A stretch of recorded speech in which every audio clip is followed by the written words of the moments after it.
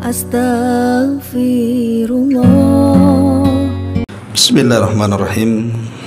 Assalamualaikum warahmatullahi wabarakatuh.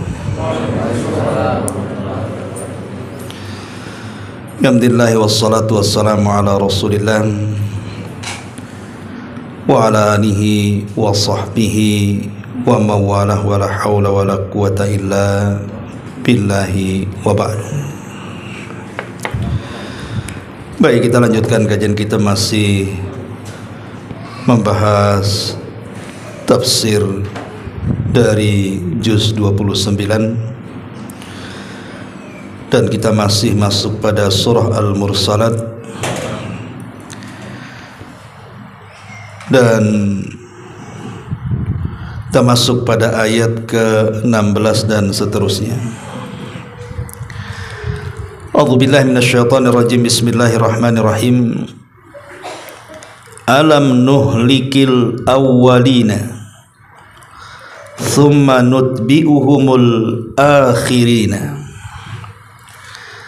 kadzalika naf'alu bil mujrimin wailun yawma idzin lil mukadzibin. Bukankah kami telah membinasakan orang-orang yang terdahulu, lalu kami ikut sertakan azab kami terhadap mereka dengan mengadab orang-orang yang akhir pula. Demikianlah kami berbuat terhadap orang-orang yang melakukan dosa. Maka kecelakaan pada hari itu bagi para pendusta. Ma'asyiral muslimin wal muslimat rahimani wa rahimakumullah. Ayat ini menjelaskan kepada kita tentang azab yang ditimpakan oleh Allah Subhanahu wa taala kepada umat sebelum Islam, dari zaman setelah Adam alaihi salatu wassalam sampai kepada umat Islam. Bagaimana runutannya? Ma'asyiral muslimin wal muslimat rahimani wa rahimakumullah. Kita tahu bahwa jarak Nabi Allah Adam alaihi salatu wassalam sampai diutusnya Nabi Allah Nuh alaihi salam itu 10 kurun. Satu kurun itu 100 tahun. Berarti jarak Nuh ke Adam itu 1000 tahun. Itu berdasarkan hadis yang sahih. Lah di masa ini belum ada penyimpangan akidah. Belum ada satupun dari turunan Adam alaihi salatu wassalam yang melakukan kesyirikan. Maksiat ada, tapi kesyirikan belum ada. Seperti Qabil membunuh Habil, pembunuhan sudah ada. Perzinahan juga sudah ada. Di zaman Nabi Allah Syith alaihi salam sudah ada perzinahan. Tetapi kalau sampai taraf kepada menyekutukan Allah Subhanahu wa taala, belum ada. Mereka masih mengikuti ajaran Nabi Allah Adam alaihi salatu wassalam dari sisi akidah. Sampai pada kurun Nuh alaihi salatu wassalam, disinilah terjadi penyimpangan akidah. Karena kaum Nuh alaihi salatu wassalam ini, mereka mulai berpaling dari menyembah Allah Subhanahu wa taala dan menyembah berhala orang-orang soleh yang sebelumnya mereka cintai. Sampai Allah Subhanahu wa taala katakan, la tadharunna waddan wala suwa'an wala yaghutha wa ya'uqa wa nasra. Jadi di zaman Nabi Nuh alaihi salatu wassalam ada 5 berhala. Yang dulunya 5 berhala ini adalah jelmaan daripada orang-orang saleh. Mereka lah yang disebut dengan keluarga Wad atau keluarga Wud. Disebut Wud atau Wad dalam bahasa Arab artinya dicintai. karena kesolehan mereka, dan tidak ada nabi yang diutus kepada mereka sehingga mereka berpegang kepada ajaran 5 orang saleh ini, dan semuanya dari keluarga Wad. Jadi Wad ini bapaknya, sementara Yagus, Ya'uq, Nasr itu semua adalah anak-anaknya.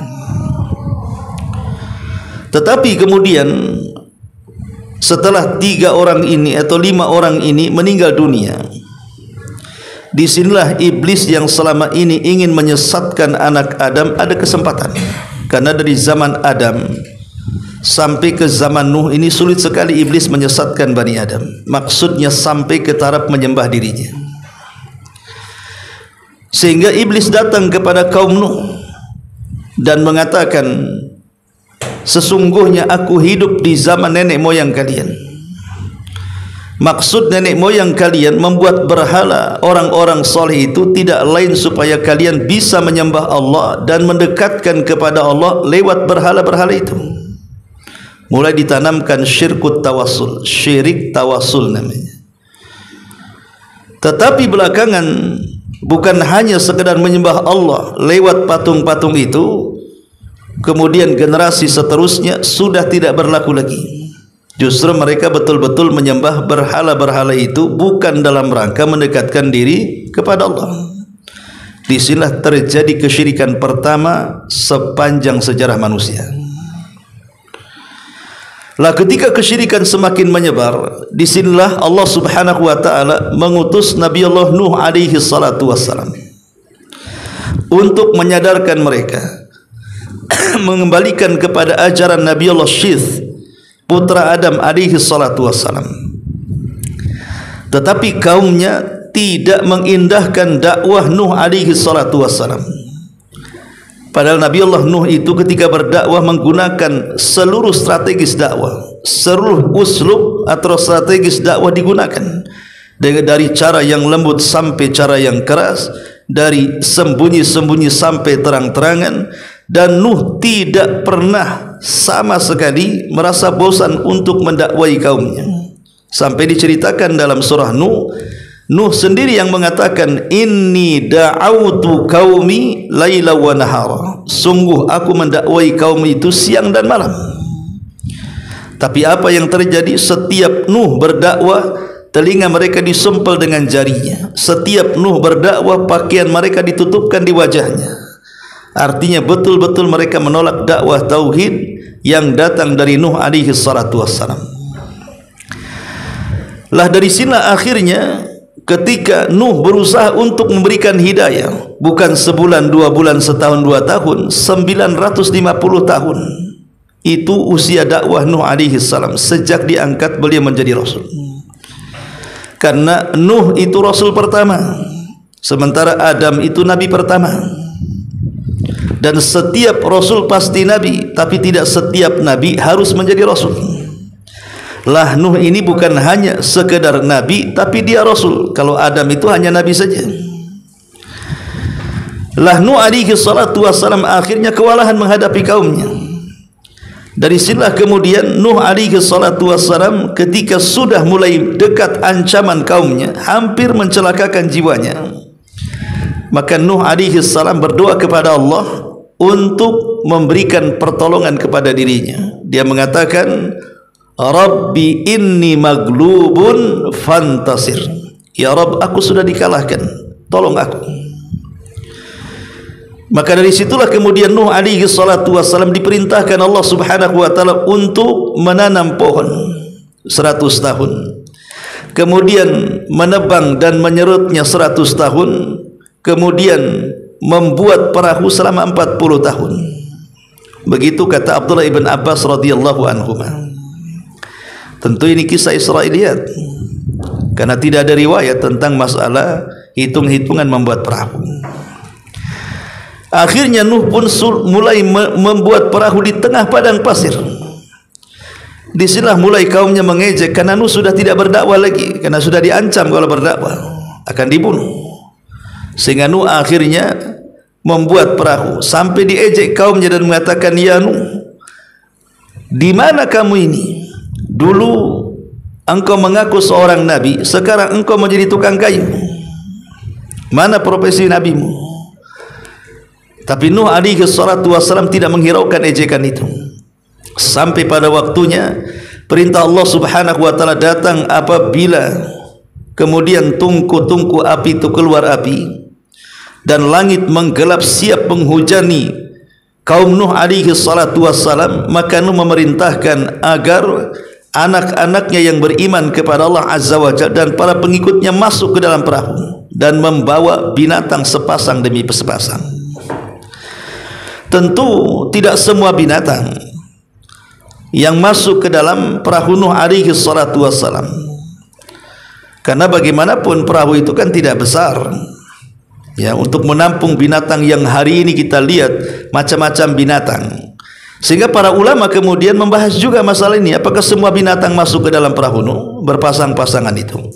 Apakah tidak semua? Ulama hanya menjawab innallaha ala kulli syai'in qadir. Allah itu atas segala sesuatu maha mampu. Boleh jadi setelah peristiwa itu Allah menciptakan binatang yang kita kenal hari ini. Yang jelas Nuh berusaha memasukkan binatang sepasang demi sepasang. Banyak kisah khurafat tentang masalah binatang-binatang dalam perahu itu. Tapi intinya bahwa ketika kemudian datang waktunya, turunlah banjir bandang yang luar biasa, karena Allah satukan antara hujan lebat dengan naiknya air yang ada di bumi, sehingga menciptakan sebuah banjir yang ditiup angin yang kita kenal dengan tsunami. Itulah yang terjadi. Lah dari sini Allah Subhanahu wa taala berfirman dalam surah Al-A'raf ayat 64, "Fakadzabuhu faanjaynahu walladzina ma'ahu fil fulki wa aghraqna alladzina kadzdzabu biayatina innahum kanu qauman amin." Innahum kanu qauman amin. Maka mereka mendustakan Nuh, lalu kami selamatkan dia dan orang-orang yang bersamanya dalam kapal itu. Kami tenggelamkan orang-orang yang mendustakan ayat-ayat kami. Sungguh mereka adalah kaum yang buta mata hatinya. Dan ingat, dalam azab ini Allah tidak menyisakan satu jiwa pun hidup kecuali yang ada di perahu Nuh. Kenapa? Karena ini doanya Nabi Nuh alaihi salatu wassalam, di mana saat azab Allah itu turun, Nuh mengatakan, "Rabbi la tadhar 'alal ardi minal kafirina dayyara." Rabb, jangan kau tinggalkan satu jiwa orang kafir hidup di bumi. Makanya peristiwa ini membinasakan semua manusia kecuali di perahu Nuh alaihi salatu wassalam. Bahkan satu putra Nuh pun binasa yang namanya Kan'an, karena mengikuti agama ibunya yang kafir. Hanya putra-putra Nuh yang beriman, Syam, Ham dan juga Yafis, dan istri-istrinya serta seberapa pengikutnya. Ada yang mengatakan 40 orang, ada yang mengatakan 80 orang, wallahu alam. Tapi yang jelas bahwa dari sini tidak ada manusia kecuali yang ada di perahu Nuh. Dari sini ulama mengistilahkan bahwa Nuh adalah bapak manusia kedua setelah Adam alaihi salatu wassalam. Kalau Adam kan bapak manusia pertama, kalau Nuh bapak manusia kedua. Kenapa dikatakan bapak manusia kedua? Karena manusia semuanya hari ini dari ujung dunia itu semuanya dari keturunan putra Nuh yang ada di perahu itu, di mana Ham atau Syam melahirkan bangsa Arab, Yahudi, Nasrani dan begitu seterusnya. Kemudian Ham, mereka ataupun dia kemudian hijrah ke daratan Afrika. Jadilah kemudian turunan orang-orang yang berkulit hitam, Afrika dan yang semacamnya. Adapun Yafis kemudian ke daerah Asia. Kita-kita inilah keturunan Yafis, putra Nuh alaihi salatu wassalam. Ini adab yang pertama yang Allah Subhanahu wa taala timpakan kepada kaum Nuh alaihi salatu wassalam. Kemudian setelah Nuh alaihi salatu wassalam diselamatkan di Bukit Judi di Irak dan anak-anaknya berkembang kemana-mana, kemudian Nuh pun meninggal dunia, maka generasi pertama mereka masih beriman kepada Allah. Generasi kedua, ketiga, sampai akhirnya ajaran Nuh dilupakan. datanglah generasi yang pertama kali menyembah berhala setelah Nuh alaihi salatu wassalam. Itulah yang disebut dengan kaum 'Ad. Allah Subhanahu wa taala berfirman di dalam Al-Qur'anul Karim, tepatnya surah Al-A'raf ayat 69. Allah mengatakan, wadhkuru id ja'alakum khulafa'a min ba'di qaumi Nuhin. Dan ingatlah oleh kamu sekalian di waktu Allah menjadikan kamu sebagai pengganti-pengganti yang berkuasa setelah lenyapnya kaum Nuh. Jadi Allah Subhanahu wa taala memberikan arahan ataupun mengingatkan kepada kaum 'Ad dan mengatakan, ingatlah wahai kaum 'Ad, di waktu Allah menjadikan kalian sebagai pengganti-pengganti yang berkuasa sesudah lenyapnya kaum Nuh. Artinya kaum 'Ad adalah kaum pertama dari kaum Nuh yang dilenyapkan oleh Allah Subhanahu wa taala untuk meneruskan estafet. Tapi sayang, kaum 'Ad ini justru kaum yang pertama kali menyekutukan Allah Subhanahu wa taala. Dan kalau kita melihat sejarah Nabi, sejarah bangsa Arab itu terbagi menjadi 3. Ada yang disebut dengan Al-Arab Al-Ba'idah, ada yang disebut dengan Al-Arab Al-Ba'idah, kemudian Al-Arab Al-Musta'ribah. Ada Ba'idah, ada Musta'ribah. Ba'idah ini maksudnya Arab yang sudah tidak ada lagi, tinggal ceritanya. Mereka lah kaum 'Ad yang disebut dengan 'Adanil Ula namanya. Mereka disebut Arab Ba'idah, Arab pertama. Dan mereka sudah punah, sudah tidak ada lagi, keturunannya pun sudah tidak ada lagi, maka disebut Ba'idah. Ya. Kemudian di sana ada Aribah.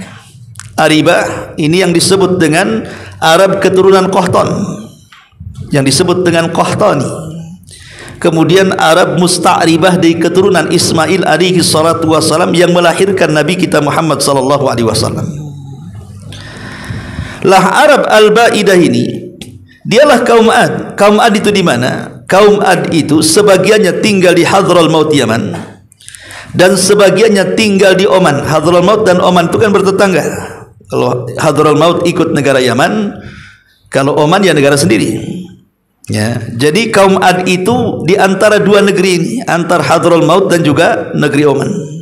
Di situlah Allah Subhanahu wa taala utus seorang nabi yang dikenal dalam sejarah Nabi Arab pertama, Hud alaihi salatu wassalam, diutus kepada kaum 'Ad, kaum yang pertama kali menyekutukan Allah setelah binasanya kaum Nuh. Lah kaum 'Ad sendiri dijelaskan di dalam Al-Bidayah wa Nihayah Ibnu Katsir. Jadi Imam Ibnu Katsir mengatakan, inna kaum 'Ad kanu minal Arabi wa kanu yaskununa bil ahqaf baina Hadramaut wa Oman wa kanu ya'ishuna tahtal khiyam dhawatil a'midati dhakham kama qala ta'ala alam tara kaifa fa'ala rabbuka bi'ad irama dhatil imad. Kata Imam Ibnu Katsir, kaum 'Ad ini mereka adalah jenis Arab pertama. Mereka tinggal di Ahqaf, dan Ahqaf itu antara Hadramaut dan juga Oman. Dan mereka meninggali sebuah kemah-kemah besar dan tiangnya terbuat dari emas. Dan mereka juga membuat istana-istana di bukit-bukit. Jadi bukit itu digali sama mereka, padahal di zaman itu belum ada peralatan canggih sekarang kan, eskalator atau apa kan, apa namanya, eskapator, kemudian belko bahasa kitanya sekarang. Zaman itu nggak ada, ya. Tapi mereka dengan alat seadanya bisa menciptakan seni luar biasa, mampu merubah sebuah bukit batu menjadi istana yang diukir dengan emas.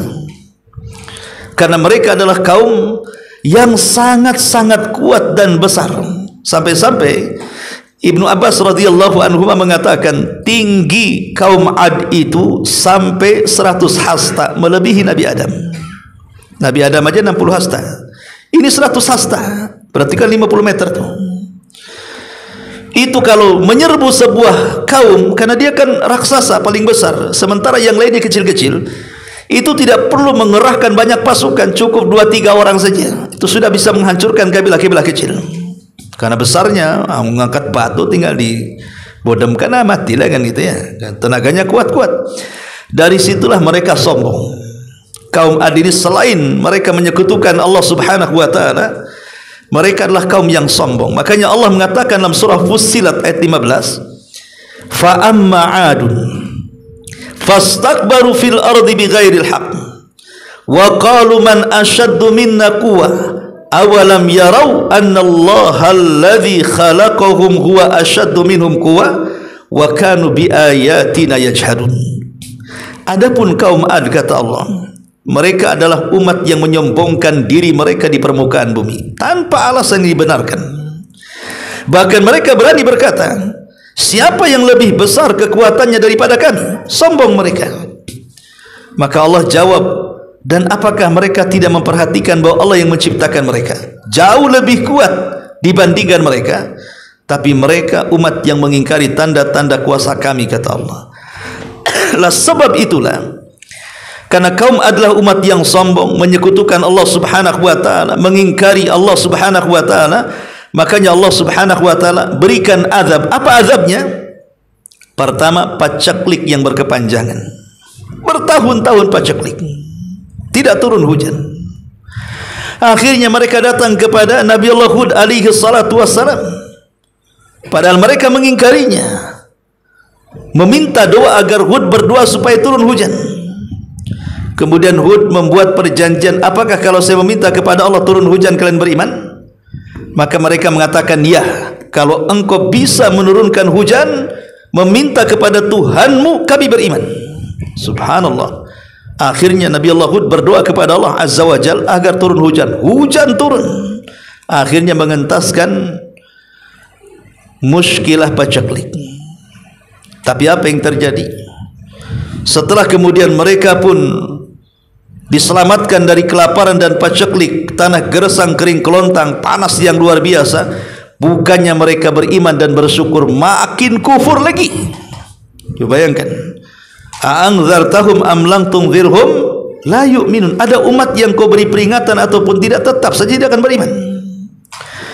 Dari sini Nabi Hud alaihi salatu wassalam akhirnya berdoa kepada Allah Subhanahu wa taala. Bahkan kaumnya yang kurang ajar meminta kepada Hud, kalau memang kau seorang nabi, percepat azab kepada kami, katanya. Maka Hud berdoa akan turun azab, dan Nabi Allah Hud mengajak orang-orang yang beriman yang sedikit untuk keluar dari Hadral Maut menuju tanah haram Mekah. Rupanya kepergian Nabi Allah Hud alaihi salatu wassalam menjadikan paceklik kedua kalinya. Mereka digersangkan lagi tanahnya, kelaparan.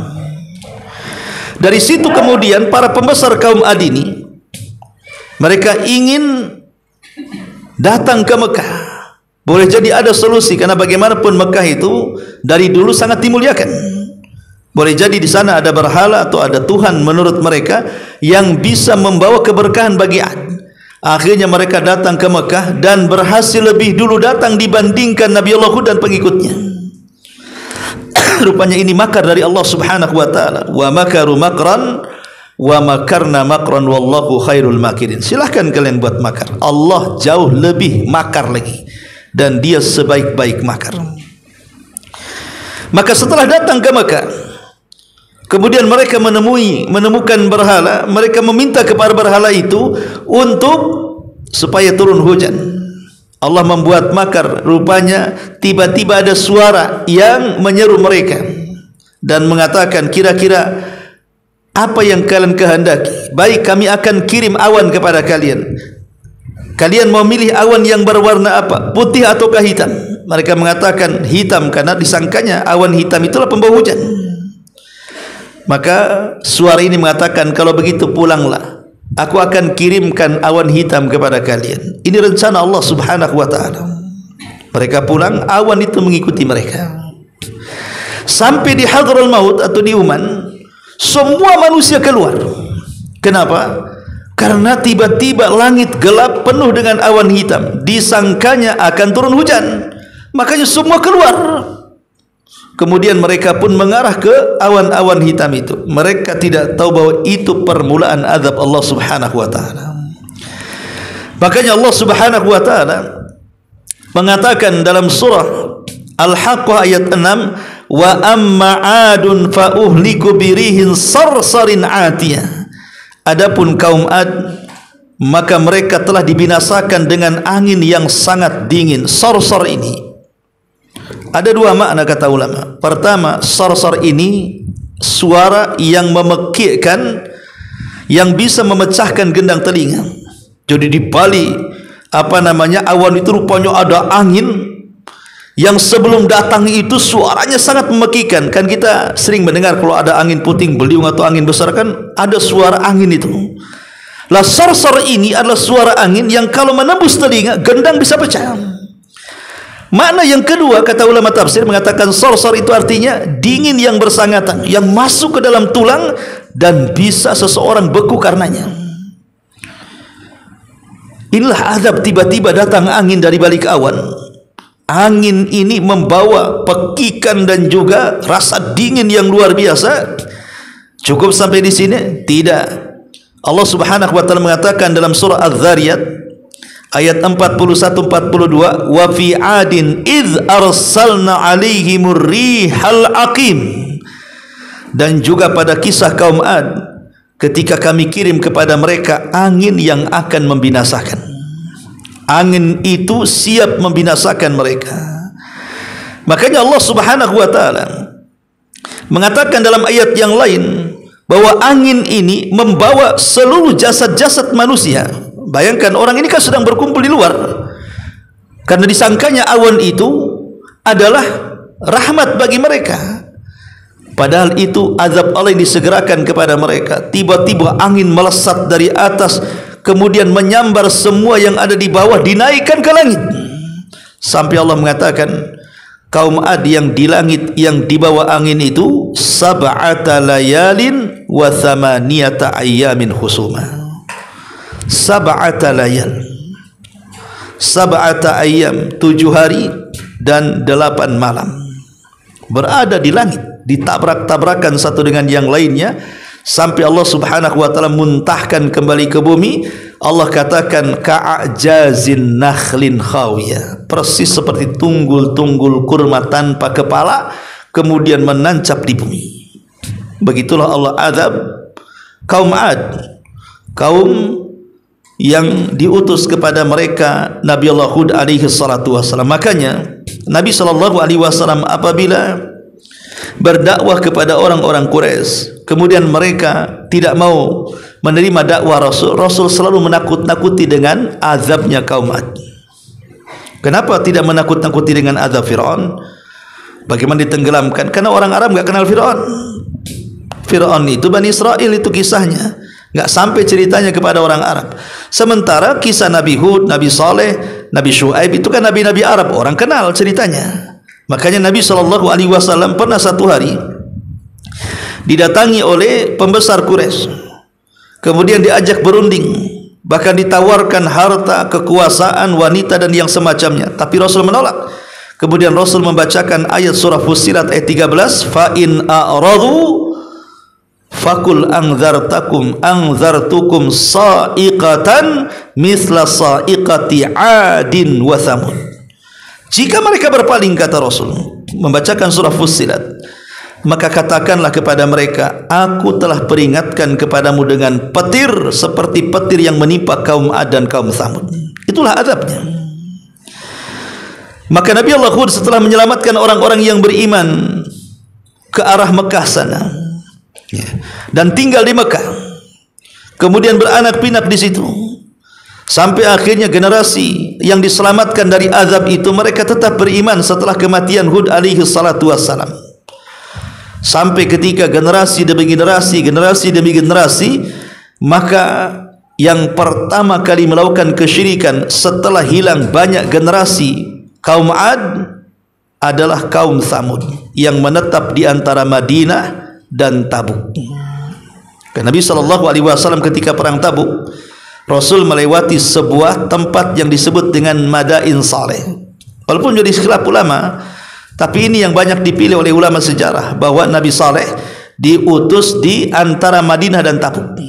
Disitulah generasi pertama yang menyekutukan Allah dari keturunan Ad ibn Iram adalah kaum Tsamud.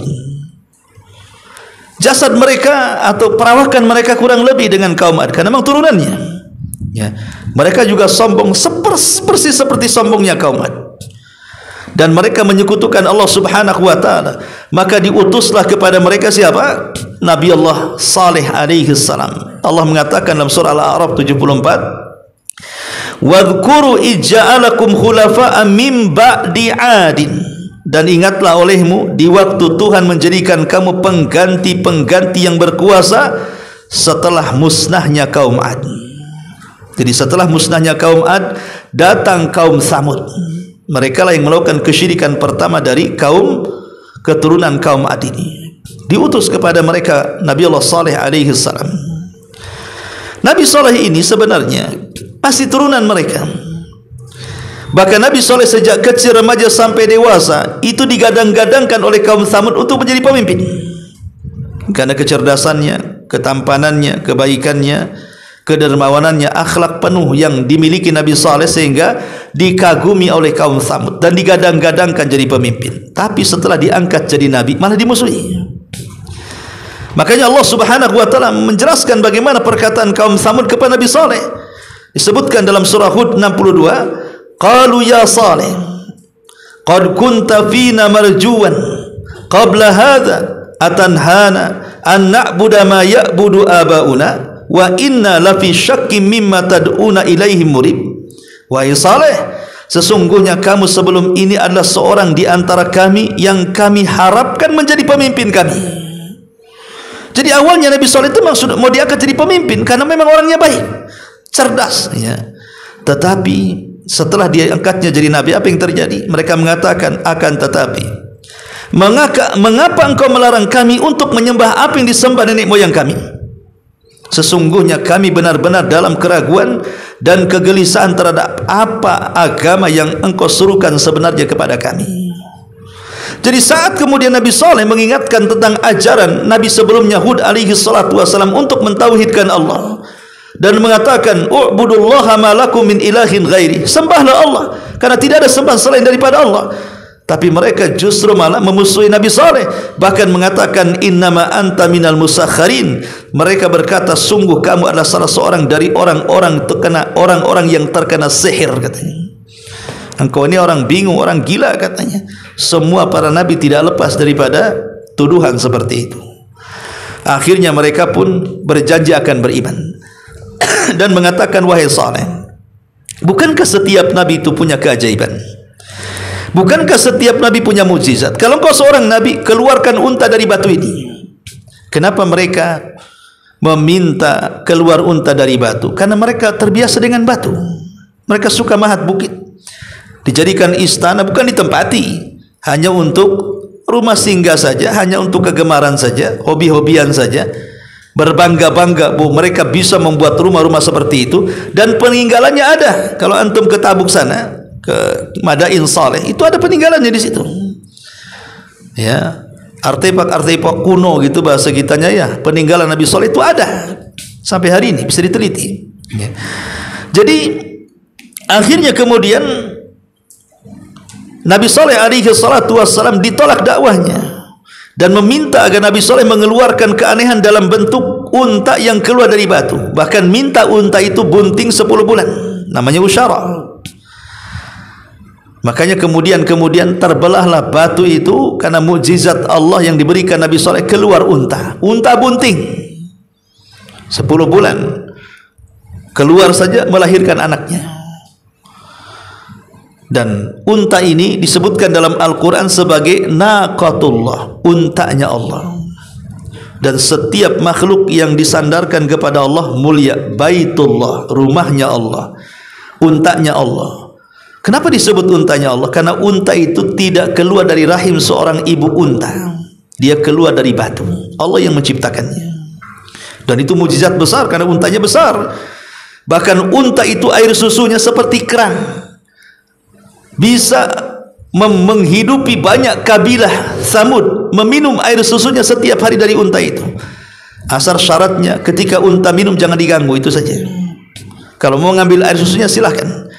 Coba sebanyak apa ribuan kaum Samud bisa minum dari satu unta dari susunya, kalau bukan mujizat apa namanya.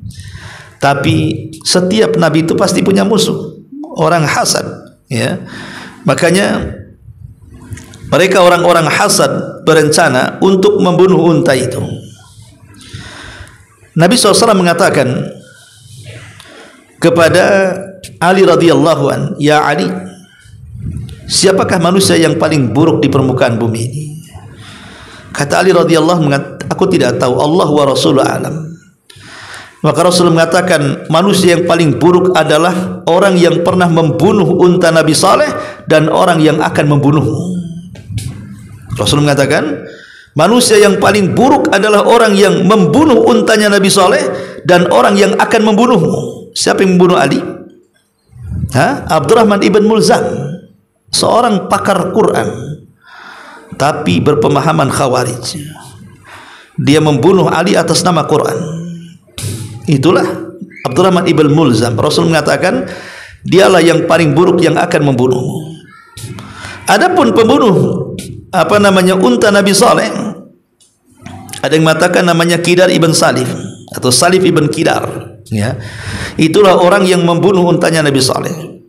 Dia menghasut warga, kemudian berbondong-bondong beberapa orang diajak untuk membunuh unta Nabi Saleh dan berhasil. Kemudian anaknya masuk lagi ke batu sambil berteriak, dan hanya lah dari sini kemudian Nabi Saleh marah, ya. Makanya Allah Subhanahu wa taala gambarkan dalam surah Asy-Syams ayat 12, "Idzim ba'asha athqaha fakadzabuhu faaqaruha fadzamzama 'alaihim rabbuhum bidzambihim fasawwaha."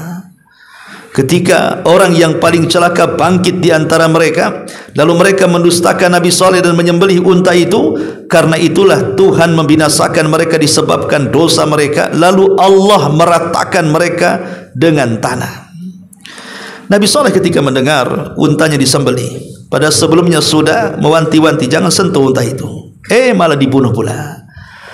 Maka Nabi Saleh alaihi salatu wassalam memberikan kepada mereka ancaman, "Tamatta'u fi darikum salasata ayyamin dzalika wa'dun ghairu makdzub." Kata Nabi Saleh, silahkan dari hari ini bersukarialah kalian. Merasa kalian berhasil membunuh unta, silahkan bergembira kalian. Kalian makan daging unta besar itu, silahkan. Silahkan kalian bergembira di rumah-rumah kalian hari ini. Tapi ingat, waktu gembira kalian hanya 3 hari saja. Waktu gembira kalian hanya 3 hari saja. Karena itu hari-hari terakhir kalian di dunia, dan sesungguhnya siksaan akan turun pada kalian setelahnya. Ma'asyiral muslimin yang dimuliakan Allah Subhanahu wa taala, apa yang terjadi? Nabi Saleh meninggalkan mereka, meninggalkan kaum Samud yang akan diazab, dan juga orang-orang yang beriman bersamanya. Kemudian mulailah apa yang dikatakan Nabi Saleh menjadi kenyataan. Hari pertama, tiba-tiba wajah mereka memerah. Wajah mereka memerah, ya. Kemudian hari menguning, wajah pertama menguning, kemudian hari kedua memerah, kemudian hari ketiga menghitam, dan mereka menjadi jasad bergelimpangan di rumah-rumah mereka sendiri. Datang Jibril berteriak dengan satu teriakan, akhirnya mereka menjadi mayat di rumah-rumah mereka.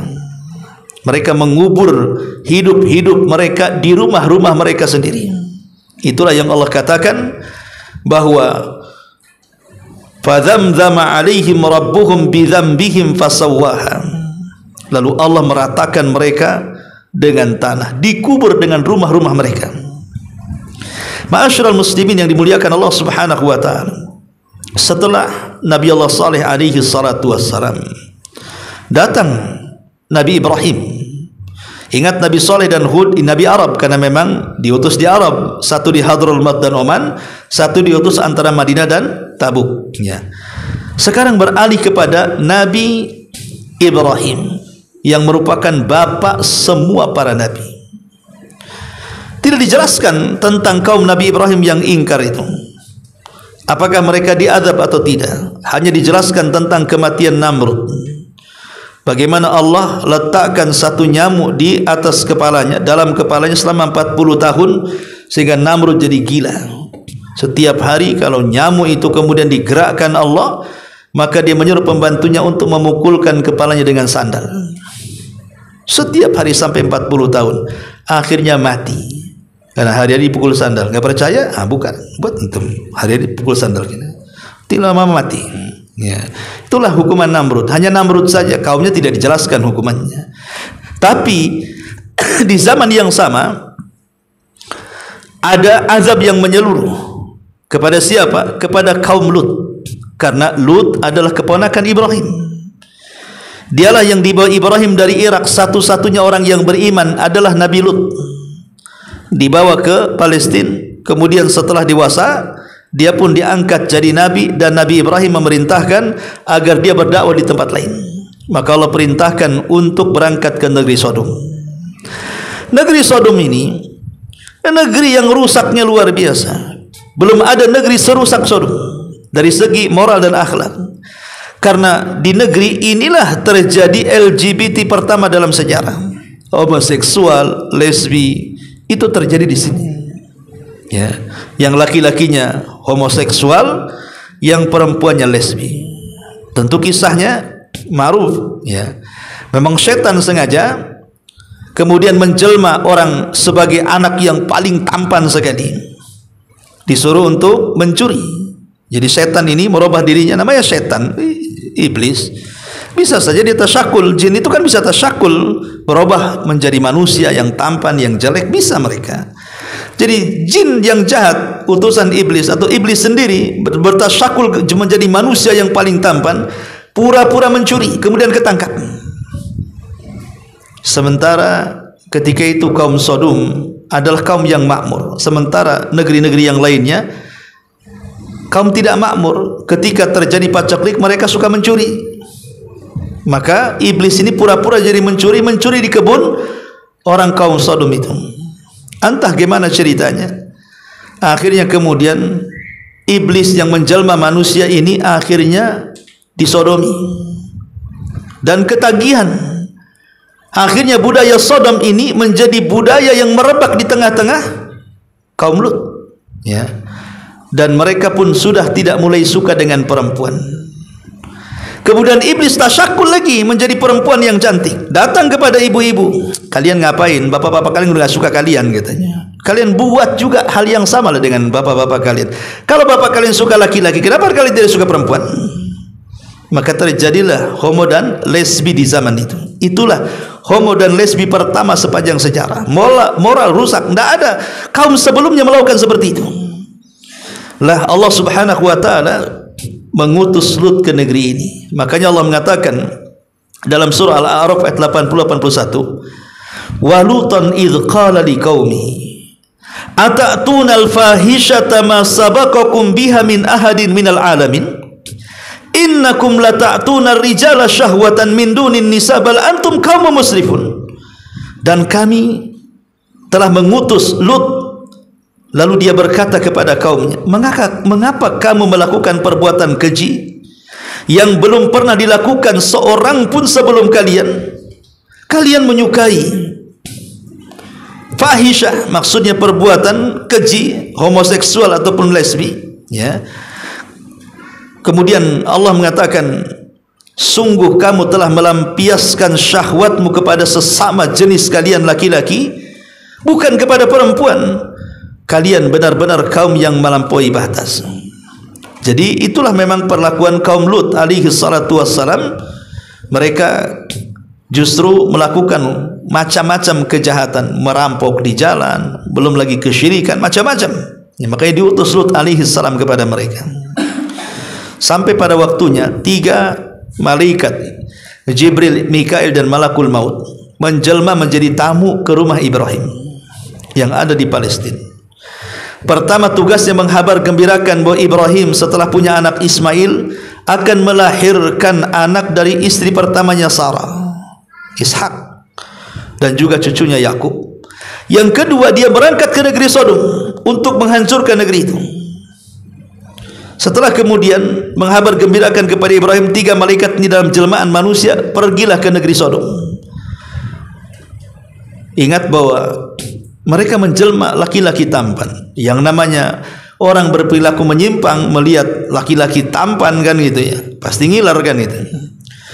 Bertabung kepada rumah Nabi Lut. Lut sudah ketakutan. Lah Lut ini punya istri kurang ajar, kafir.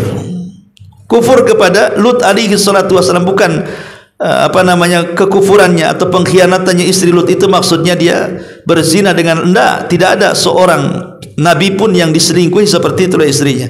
Tapi pengkhianatan istrinya Nabi Lut ini, dia bekerja sama dengan preman pasar. Jadi kalau ada tamu ganteng, maka dia akan menyalakan kayu bakar, kemudian asapnya ngepul ke langit, maka preman-preman pasar tahu itu tanda bahwa ada laki-laki ganteng, maka akan diculik, kemudian diperkosa dan membayar bayaran kepada istrinya Nabi Lut. Maka dikatakan oleh Allah, wa dharaballahu mathalan lilladzina kafaru imra'ata nuhin wa imra'ata lut kanata tahta abdaini min ibadina salihaini fa khanatahuma. Dan Allah membuat permisalan bagi orang-orang kafir tentang 2 wanita yang kufur kepada suaminya. Pertama istri Nuh, yang kedua istri Lut. Padahal dua-duanya di bawah 2 hamba yang soleh, tapi keduanya berkhianat. Adapun pengkhianatan istri Nuh, dialah yang pertama kali menganggap gila suaminya sebelum kaumnya. Kalau turun wahyu kepada Nuh, istrinya dulu yang mengatakan kau gila tuh. Adapun pengkhianatan istri daripada Lut karena bekerja sama dengan preman-preman pasar untuk menculik tamu-tamu. Ya. Jadi Lut alaihi salatu wasallam ketakutan dengan tamunya, karena ketika preman datang langsung ditutup pintu, didobrakan, minta diserahkan tamu itu. Maka Lut hanya mengatakan kepada tamu-tamu, kalau aku punya kekuatan bisa menghentikan mereka, aku lakukan. Tapi apalah dayanya. Baru di sini 3 tamu ini mengaku, jangan takut wahai Lut, kami ini malaikat yang diutus Allah. Sebaiknya sebelum waktu subuh kalian ajak anakmu, kemudian selamatkan mereka. Sebelum waktu subuh ajak anakmu, dan subuh sudah mendekati. Akhirnya kemudian Lut alaihi salatu wassalam pun pergi dengan anak-anaknya yang beriman kepadanya, dan disyaratkan tidak boleh melihat ke belakang, dan kalau ada pekikan langsung ditutup telinganya, dan berjalan tanpa dihiraukan. Rahasia ini tidak diberikan kepada istrinya, hanya Lut dan anak-anak perempuannya saja. Ketika Jibril kemudian betul-betul membiarkan pintu rumah Lut terbuka, tiba-tiba dia menjelma menjadi Jibril yang asli, dalam bentuk yang asli, dihampaskan satu sayapnya. Semua mata orang-orang yang mengepung rumah Lut tercongkel dari tempatnya. Itu adab pertama tuh. Akhirnya mereka jadi buta. Ya. Adab yang kedua, Jibril terbang ke langit, kemudian menusukkan satu sayapnya, kemudian mengangkat negeri Sodom yang terdiri dari beberapa kabilah ke langit. Kemudian dihujani dengan meteor sampai mati semua, baru kemudian ditumpahkan kembali ke bumi. Jadilah laut mati hari ini. Itulah Allah subhanahu wa ta'ala katakan dalam Al-Quran, wa amtarna alaihim mataran fakaifa kana aqibatul mujrimin, dan kami turunkan kepada mereka hujan batu, maka perhatikanlah bagaimana kesudahan orang-orang yang melakukan dosa itu. Bahkan Allah subhanahu wa ta'ala mengatakan, fa arsalna alaihim 'aliyaha safilaha, maka kami balikkan negeri Sodom itu. Setelah diangkat, dibalikan, kemudian dihantamkan lagi ke bumi, jadilah laut mati. Dan Rasul mengatakan, la'anallah man la'ana qauma Lut, man amila amala kaum Lut. Allah melaknat siapapun yang berbuat seperti perbuatan kaum Lut. Subhanallah. Saya pikir setelah azab kaum Sodom, selesailah perbuatan yang merusak moral ini. Justru hari ini perbuatan yang merusak moral LGBT ini justru menjadi-jadi. Bahkan membuat semacam organisasi, ada badan hukumnya dan begitu seterusnya, sampai ke masalah agama. Ingat kisah dulu di mana tuh, di Jawa. Ada kiai LGBT yang mengarang kitab fikih khusus LGBT. Minta supaya MUI menandatanginya, kan kurang ajar tuh. Masa ada fikih LGBT? Ya ada fikih LGBT.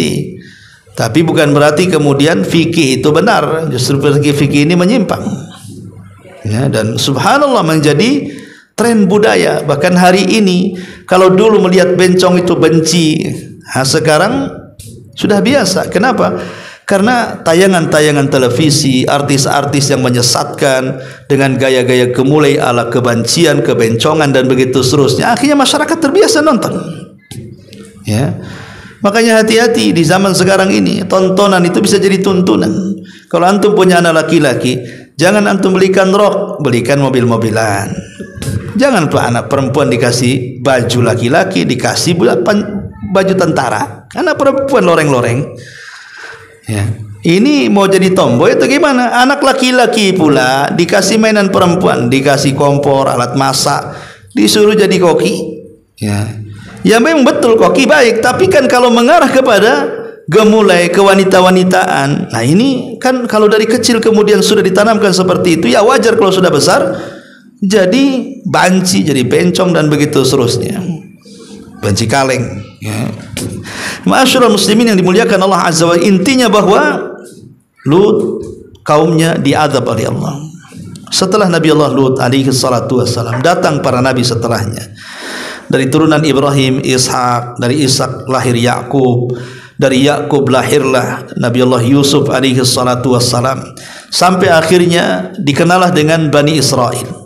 Diutus kepada mereka ribuan para nabi. Setiap generasi dipimpin para nabi, sampai setelah kemudian Nabi Allah Ilyasa, kemudian Nabi Allah nama Zulkifli, sampai kepada yang terakhir yang menjadi raja di tengah-tengah Bani Israel adalah Nabi Samuel atau Samun atau Samuel. Kita mengatakan Samuel, Samun juga ada yang mengatakan Samun karena dalam bahasa Arab Samun itu karena orang tuanya berdua ingin punya anak dikabulkan. Jadi Samun itu artinya dari mendengar. Allah mendengar doa seorang ibu, lahirlah anak yang namanya Samun atau Samuel. Itulah nabi yang terakhir menjadi raja. Lah Bani Israel ini kan sudah di zaman itu orang-orang Yahudi dibantai, terutama oleh pasukan Bukhtun Nasr yang menghabisi orang-orang Yahudi zaman itu, sehingga mereka centang perenang kemana-mana. Mereka akhirnya kemudian ingin mengembalikan kejayaan orang Yahudi, dan mereka tidak mau dipimpin Nabi, sehingga mereka meminta kepada Nabi mereka namanya Samuel dan mengatakan, wahai Nabi kami sudah tidak ingin dipimpin Nabi lagi, karena kami tidak pernah merdeka dan tidak pernah jaya. Kami ingin seorang raja, kami nggak mau dipimpin Nabi lagi. Maka Nabi Samuel kemudian memilih, baik kalau engkau ingin seorang raja, kami akan pilihkan orang yang paling kuat di antara kalian dan yang paling cerdas. Kemudian mereka mengatakan, siapa itu? Kemudian Nabi Samuel memilih seorang raja yang dikenal dalam Quran sebagai Raja Tolut. Itulah raja pertama yang menggantikan seluruh kepemimpinan para nabi sebelumnya. Sekarang Bani Israel tidak dipimpin nabi, tapi dipimpin raja, namanya Raja Tolut. Ditentang oleh kaum Bani Israel, masa orang miskin jadi raja? Kata Samuel, bukankah kalian yang minta? Maka kupilihkan yang terbaik. Ya memang dia miskin, tapi dia cerdas. Ya memang dia miskin, tapi dia kuat fisiknya. Ya, wazadahu fil bastatan fil ilmi wal jism. Jadi Tolut ini diberikan badan yang sangat fisik yang sangat kuat dari segi kekuatan dan juga ilmu. Sebagai bentuk supaya Bani Israel percaya menjadi pemimpin, malaikat diutus oleh Allah untuk memindahkan tabut yang dirampas oleh Jalut, dipindahkan ke rumah Tolut. Tabut itu apa? Kotak yang dulu Nabi Musa pernah dihanyutkan. Itu namanya tabut. Ya, jadi kotak itu dibuat segera karena memang ketika itu ketakutan ibunya, sehingga tidak sempurna kotak itu. Tapi Allah selamatkan Nabi Musa dalam kotak itu. Lah setelah zaman jauh dari Nabi Musa alaihi salatu wassalam, ya, zaman sudah jauh sekali, ya, maka tabut itu menjadi barang sakti di tengah-tengah Bani Israel. barang sakti di tengah-tengah Bani Israel.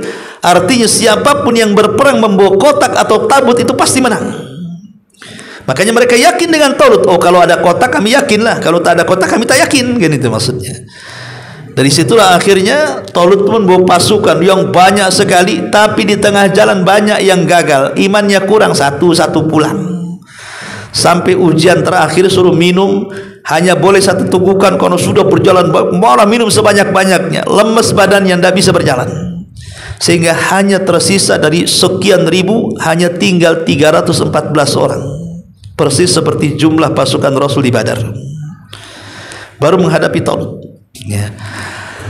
Menghadapi Talut menang, karena ada anak muda namanya Daud. Daud itulah yang membunuh Jalut dengan ketepelnya.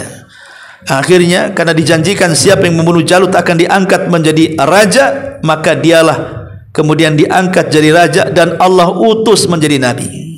Maka satu-satunya atau hanya ada dua nabi yang menggabungkan antara kerajaan dan kenabian, itu dimulai dari era Daud alaihi salam, kemudian putranya Sulaiman. Hanya dua nabi ini saja menggabungkan kekuasaan dan kenabian. Ya. Tapi ini panjang ceritanya. Yang ingin saya katakan, setelah Nabi Lut alaihi salatu wassalam dan jauh dari Ibrahim sampai kepada zaman Nabi Musa, maka disinilah terjadi azab yang menyeluruh juga terhadap siapa? Fir'aun dan bala tentaranya. Karena tidak mau mengikuti ajakan Nabi Musa untuk mentauhidkan Allah, maka Allah tenggelamkan si Fir'aun ini. Bahkan di zaman itu juga ada orang namanya Qarun, Allah juga tenggelamkan si Qarun ke perut bumi. Dan azab demi azab pada setiap nabi, ada yang dikirim taun sehingga ribuan meninggal, seperti Allah mengatakan dalam surah Al-Baqarah yang sudah saya jelaskan, alam tara ilal ladzina kharaju min diyarihim wa hum ulufun hadaral maut. Ya, tidakkah kau lihat ada orang-orang yang ribuan keluar dari sebuah negeri karena mereka menghindari kematian. Kenapa? Karena negeri itu turun taun. Tiba-tiba kemudian mereka pun keluar dari negeri itu, rupanya keluar dihadang malaikat maut, dicabut semua nyawanya, lepas dari taun, tidak lepas dari malakul maut. Itu namanya al-hadaru la yamna'ul qadar, menghindar dari takdir kematian, berpindah kepada takdir kematian yang lain. Tidak mati karena virus corona, mati ditabrak mobil corona, gitu maksudnya. Sama-sama corona, ya. Tapi kan namanya menghindar takdir, jatuh ke takdir yang lain, ya. Kematian kan bukan satu. Makanya Umar mengatakan kepada Abu Ubaidah bin Jarrah ketika dia maksa menyerbu Amwas, yang ketika itu Amwas dikepung oleh taun. Apa kata Umar? Jangan masuk. Abu Ubaidah mengatakan, afirara min qadarillah, amiral min, kau mau lari dari takdir Allah? Kata Umar, ya firarun min qadarillah ila qadarillah. Ya, aku lari dari takdir Allah tapi ke takdir Allah yang lainnya. Kalau kalian masuk ke kota ini kalian mati, ya. Betul, akhirnya Abu Ubaidah bin Jarrah meninggal karena taun, Muadz bin Jabal sekeluarga mati karena taun, ribuan sahabat mati karena taun.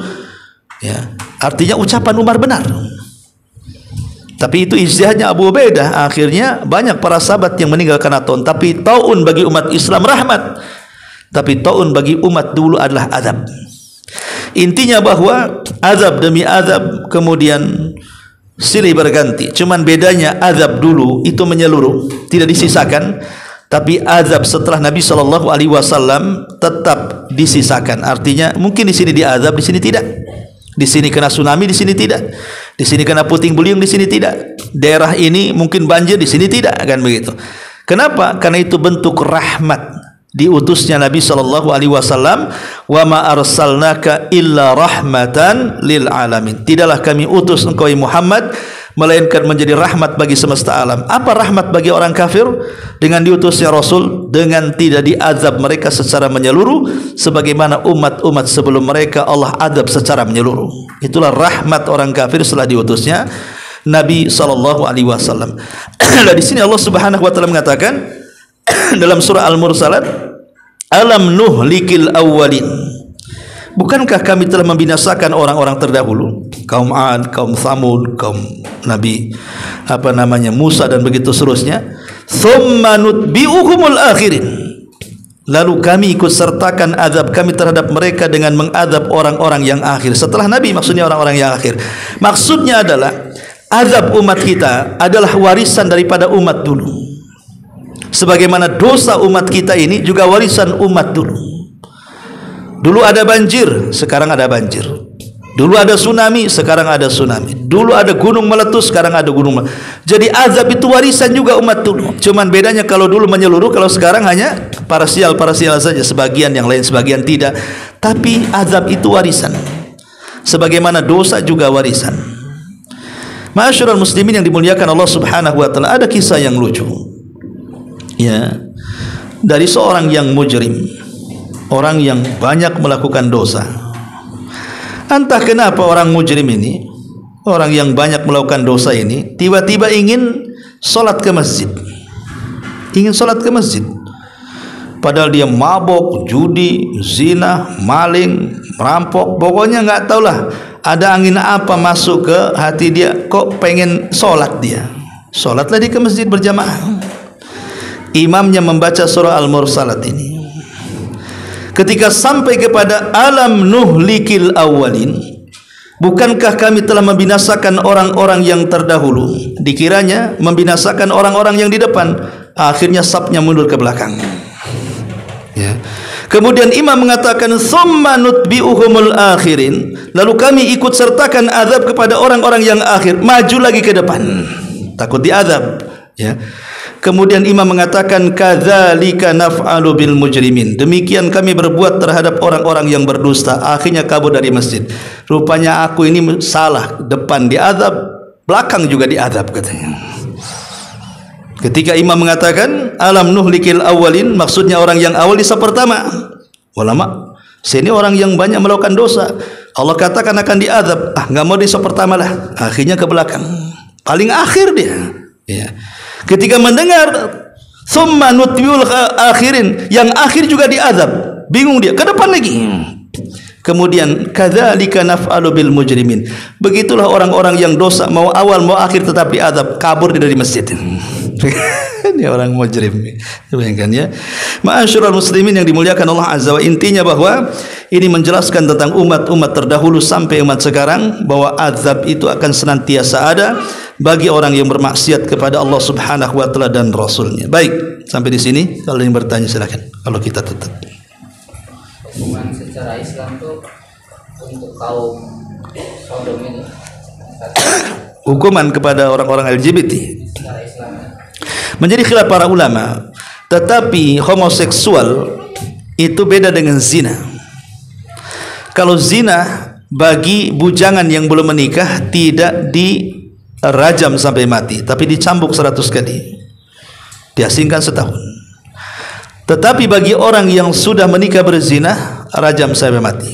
Tapi orang yang homoseksual, mau dia sudah nikah atau belum nikah, tetap wajib dirajam sampai mati. Cuman ulama berselisih pendapat tentang kaifiyah rajamnya. Rajamnya seperti apa bentuknya itu? Ali radhiyallahu anhu mengatakan dipersiskan dengan azab. Akhirnya dibawa ke atas gunung, kemudian dilempar dari gunung, kemudian kalau enggak mati dilempari batu dari atas. Persis seperti azabnya kaum Lut. Di atas dibawa ke atas dulu kan, kemudian dilempari meteor baru dihampaskan ke bumi. Kemudian pendapat ulama yang lain mengatakan tidak, seperti rajamnya orang yang berzina muhsan. Tanam separuh, lempari batu sampai mati. Ya.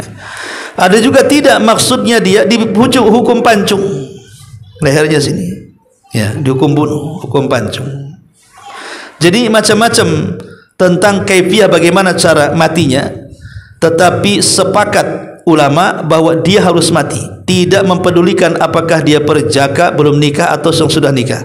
Tapi kalau zina berbeda. Kalau zina kan melihat ini belum nikah, berarti dicambuk atau diasingkan setahun, kemudian orang yang sudah nikah dirajam sampai mati. Tapi ini yang melakukannya adalah pemerintah.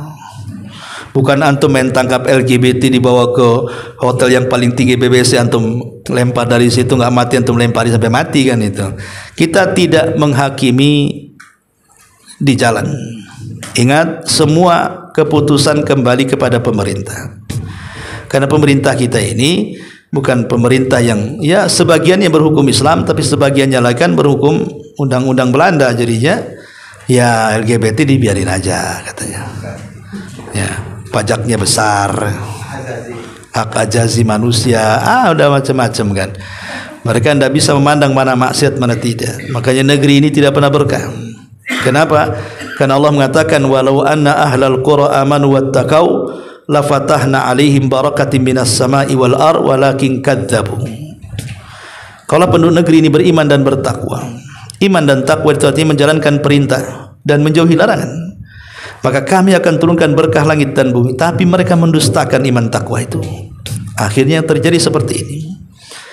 Ekonomi merosot, pengangguran di mana-mana, kejahatan menyebar, macam-macam kejahatan ada. Karena tidak dibangun di atas pondasi iman dan takwa. Kebanyakan teori ekonomi saja. Teori ekonomi ini betul itu hanya sebab. Tetapi yang menentukan apakah ekonomi berhasil atau tidak bukan teori, tetapi Allah Subhanahu wa taala. Sehebat apapun menteri keuangan, menteri ekonomi, menteri macam-macam, sampai lulusannya sampai nggak ada detailnya tempat saking banyaknya, ya semua jasanya asli, ya. Tidak bisa menentukan negeri kita ini bangkit dari ekonomi kalau Allah belum mengizinkan. Ya, ingat teori ini sebab. Terkadang kita ini terlalu menyembah sebab, lupa kepada yang membuat sebab. Mengagung-agungkan sebab, wah menteri ini bagus ini mantap, wah dipuji netizen luar biasa. Itu sebab saja. Jangan terlalu gulu dengan sebab, karena di sana ada zat yang menciptakan sebab. Berdoa kepada Allah, Dialah yang menciptakan sebab. Dia menciptakan menteri itu. Yang menciptakan otaknya juga Allah, yang ngasih ilmu di otaknya juga Allah. Dia hanya sebab saja. Kecerdasan itu sebab. Tapi yang paling utama adalah yang menciptakan sebab. Terkadang kita lupa dengan yang menciptakan, terlampau mengagungkan yang ada di sebab tadi. Ini kesalahan kita. Ya, betapa banyak orang cerdas tidak guna kecerdasannya karena Allah tidak mengizinkannya. Qulillahumma malikal mulki tu'til mulka man tasha wa tanzi'ul mulka mimman tasha wa tudhillu man tasha wa tu'izzu man tasha biyadikal khair. Ya. Qulillahumma malikal mulki, katakan kekuasaan itu milik Allah. Allah berhak mencabut, Allah berhak juga menetapkan. Allah berhak memuliakan, Allah berhak juga menghinakan. Maka negeri kita ini bukan krisis ekonomi yang pertama, tapi krisis tauhid. Krisis tauhid, krisis akhlak, itu yang sebenarnya terjadi. Kalau dua krisis ini kemudian dihilangkan, insya Allah yang lain itu akan mudah. Karena kalau kita mentauhidkan Allah Subhanahu wa taala, Allah janji Allah akan menjadikan kita ini para pemimpin sukses, orang-orang yang akan menikmati kehidupan enak di bumi. Tapi kalau mereka menjauh dari Allah, sedikit demi sedikit kemudian jatuh kepada kesyirikan. Betapa banyak pejabat-pejabat itu mereka memelihara dukun-dukun, kerennya penasihat spiritual, ya paranormal lah kan itu, walaupun tak normal, ya. Nah, itu seperti itu orang-orang itu kan. Ya kita tidak mengatakan, tapi umumnya memang pejabat seperti itu. Pejabat yang mana ya tak tahu lah kan itu. Tapi umumnya memang seperti itu. Nah, kalau ini sudah negara ini dibangun di atas kesyirikan seperti itu, macam mana mau maju? Wallahu a'lam. Dan panjang-panjang nanti kemana-mana. Subhanakallahumma bihamdika asyhadu an la ilaha illa anta astaghfiruka wa atubu ilaik. Allahu ta'ala alam. Assalamualaikum warahmatullahi wabarakatuh.